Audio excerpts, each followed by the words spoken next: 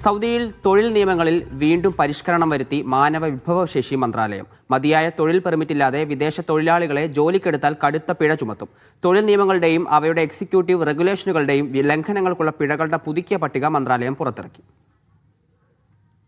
തൊഴിൽ വിപണിയിലെ സുസ്ഥിരത ഉറപ്പാക്കുവാനും തൊഴിലാളികളുടെ അവകാശങ്ങൾ സംരക്ഷിക്കുവാനും ലക്ഷ്യമിട്ടാണ് പുതിയ നിയമ ഭേദഗതികൾ. മാനവ വിഭവശേഷി സാമൂഹിക വികസന മന്ത്രി എഞ്ചിനീയർ അഹമ്മദ് അൽ രാജിഹിയാണ് പുതുക്കിയ പട്ടിക പ്രസിദ്ധീകരിച്ചത്.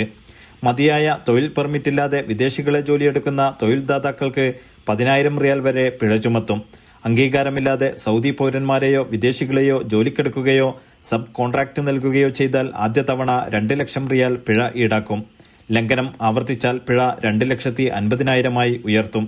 തൊഴിലാളിയുടെ പാസ്പോർട്ടോ ഇക്കാമയോ പിടിച്ചുവെച്ചാൽ ഒരു തൊഴിലാളിക്ക് 3,000 റിയാൽ തോതിൽ തൊഴിൽദാതാവിന് പിഴ വീഴും.